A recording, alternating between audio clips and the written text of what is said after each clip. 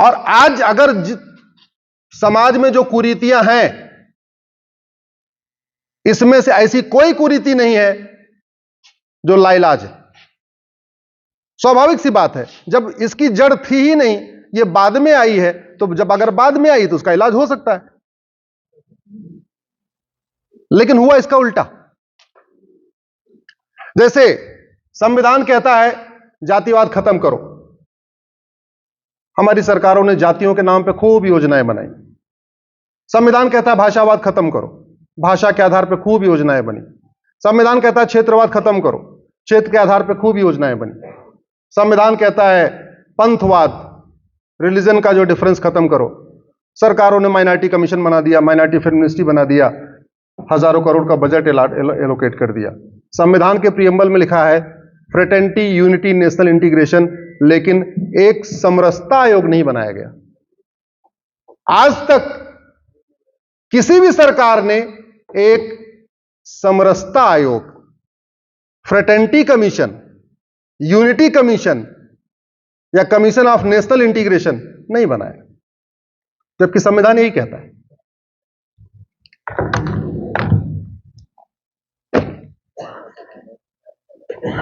आज भी हमें बाबर, हुमायूं, तुगलक, गोरी, गजनी पढ़ाया जा रहा है। उसका हमारे जीवन में कोई उपयोग है क्या? जोर से बोलिए जरा। देखिए, मैं बौद्धिक ऐसे नहीं करता, मैं लगातार इंटरेक्शन में चलता है, इसलिए कृपया अगले 20-25 मिनट तक लगातार आप बोलते रहिए और तेज बोलिए, क्योंकि आपकी बात लगभग 5 करोड़ लोगों तक पहुंचेगी। सब रिकॉर्ड हो रहा है, तो पता भी चले कि गुरुग्राम में बैठे हुए लोग कितनी तेजी के साथ रिस्पॉन्स करते हैं। आखिर ये बाबर, हुमायूं, तुगलक, गोरी, गजनी को पढ़ा के हमें क्या दे क्या रहे? क्या हमारे यहां महापुरुषों की कमी है? क्या हमारे यहां राजाओं की कमी है? बाकी तो छोड़ो, आपके हरियाणा में ही एक से एक महर्षि, एक से एक बड़े संत, एक से एक बड़े स्वतंत्रता सेनानी, एक से एक बड़े राजा, नाहर सिंह जैसे राजा, उनको पढ़ाने की बजाय तुगलक, गोरी, गजनी पढ़ाया जा रहा है। भगवान कृष्ण ने 5 गांव मांगे, इंद्रप्रस्थ, पानप्रस्थ, सोनप्रस्थ, तिलप्रस्थ, व्याघ्रप्रस्थ। तिलप्रस्थ आज भी फरीदाबाद कहलाता है,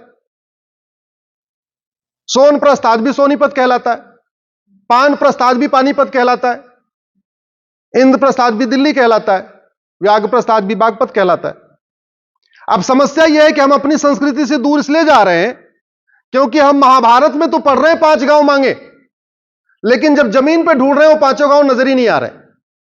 इसीलिए मिशनरी स्कूलों में, कॉन्वेंट स्कूलों में और मदरसा के स्कूलों में यह सिखाया जाता है कि महाभारत एक काल्पनिक घटना है, और हमारे बच्चे इसको मान लेते हैं। मान इसलिए लेते हैं कि जिन स्थानों की बात होती है वो तो एग्जिस्ट ही नहीं करते। 14 साल के वनवास के बाद 1 साल अज्ञातवास हुआ। उस अज्ञातवास में पांडवों ने विराट में शरण लिया। वहां एक होशियार खां नाम का लुटेरा गया, उसने होशियारपुर की तख्ती नेम प्लेट हटाई, अपनी नेम प्लेट लगा दिया, उसको होशियारपुर बना दिया, आज भी चल रहा है। फरीद खान नाम का लुटेरा आया, तिलप्रस्थ की पट्टी हटाया, वहां अपनी नेम प्लेट लगाया, फरीदाबाद बना दिया, चल ही रहा है। अगर हम वास्तव में सामाजिक समरसता को मजबूत करना चाहते हैं तो सबसे पहले हमें जो कुरीतियां आई हैं 400 साल 500 साल में, इसको खत्म करने के लिए अपने वेद पुराण को घर घर पहुंचाना पड़ेगा। और समाज अगर इसको पहुंचाएगा तो 500 साल लगेगा, सरकार पहुंचाएगी तो 5 साल लगेगा। यह डिफरेंस है। समाज और सरकार के स्पीड में जहाज और बस का डिफरेंस होता है। जो काम समाज 100 साल में करता है, सरकार वो काम 5 साल में कर सकती है। उदाहरण के लिए यह संस्कार विधि,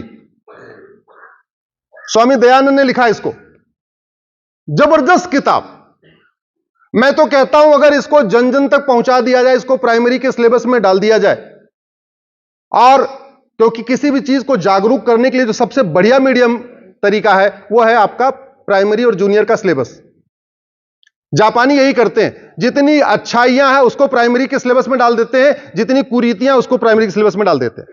भूकंप आने से क्या क्या नुकसान होगा वो भी प्राइमरी के सिलेबस में, भूकंप आने के बाद क्या क्या करना वो भी प्राइमरी के सिलेबस में।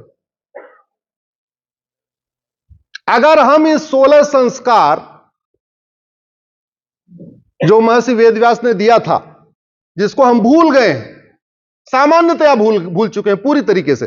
मैं टेस्ट नहीं लेना चाहता हूं, लेकिन अगर इस हॉल में पूछूं कि 16 संस्कारों का नाम, तो शायद किसी को नहीं पता होगा, जबकि सारे लोग बुद्धिजीवी बैठे हुए। इस 16 संस्कार को घर घर पहुंचाना यह समाज का काम नहीं है, पवन जिंदल जी का काम नहीं है, मेरा काम नहीं है, आपका काम नहीं है। यह किसका काम है? सरकार का। क्यों? क्योंकि सरकार ने शपथ लिया, सांसद विधायक मंत्रियों ने शपथ लिया, हम भारत की संस्कृति को मजबूत करेंगे। और भारत की संस्कृति को मजबूत करने का सबसे अच्छा तरीका है भारत के सांस्कृतिक ग्रंथों को घर घर पहुंचाना।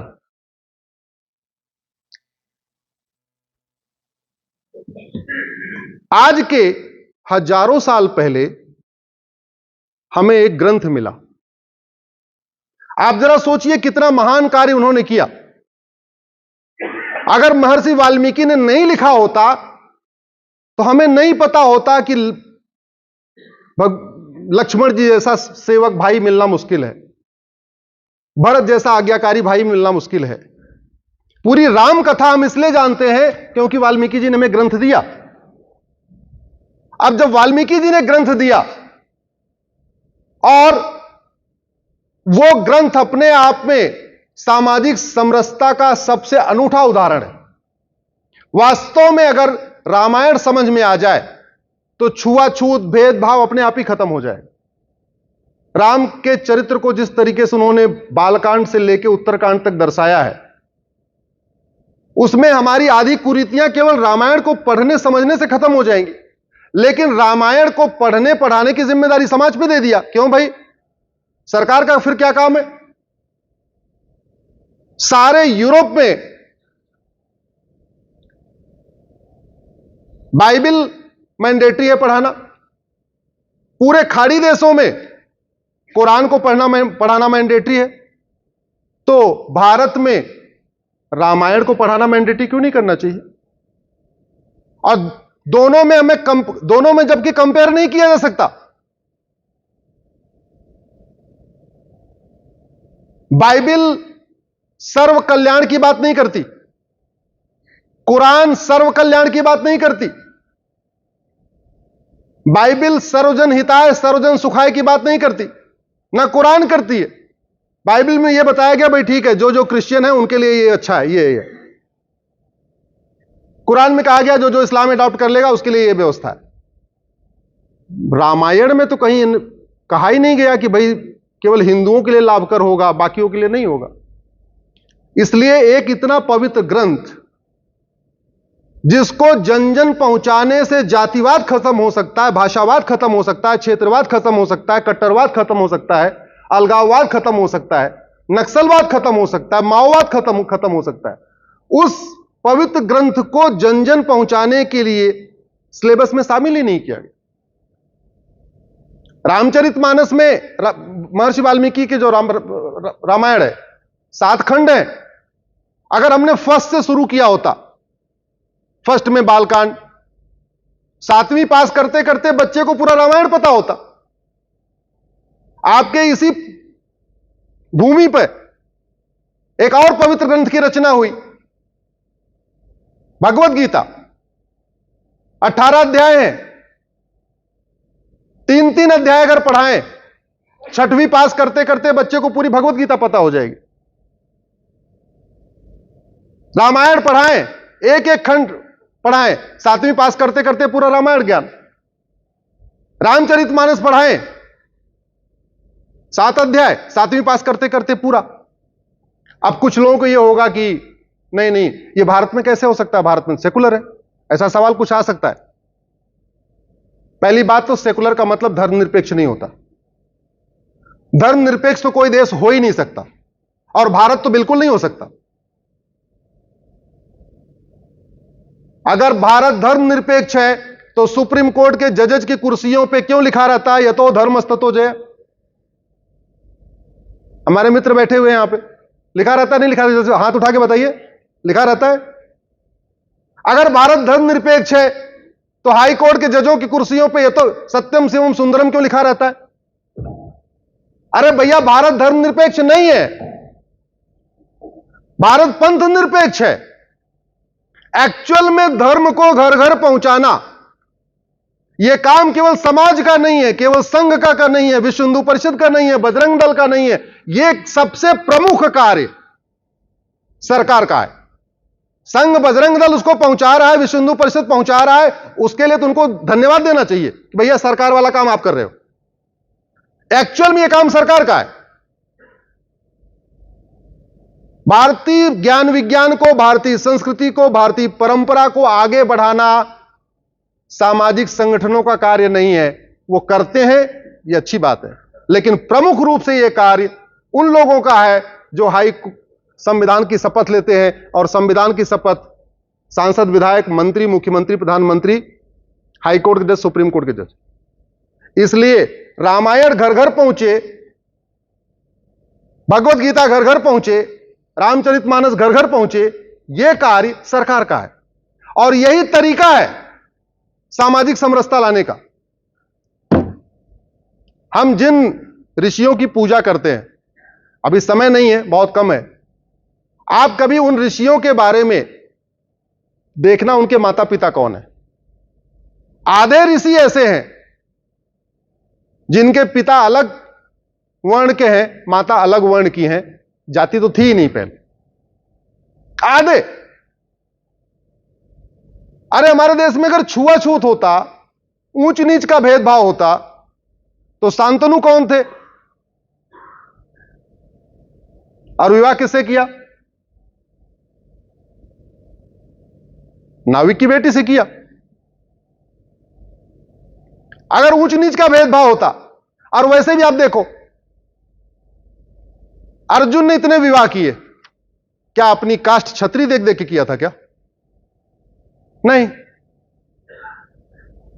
माता सीता का स्वयंवर हो रहा था, तो क्या केवल क्षत्रियों को निमंत्रण गया था?